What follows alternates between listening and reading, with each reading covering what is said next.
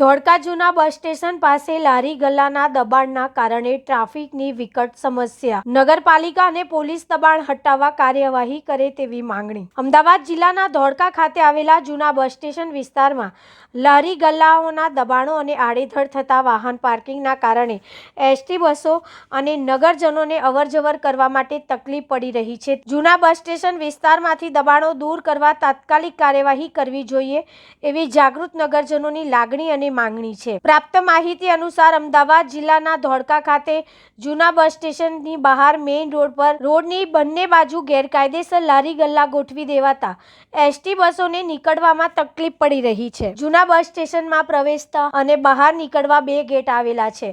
આ ગેટની નજીક આવેલી હોટલ, રેસ્ટોરન્ટ અને પાનના ગલ્લા, નાસ્તાની લારીઓની આગળ બાકડા મૂકેલા હોય છે. આડેધડ બાઇકો પાર્ક કરેલી હોય છે.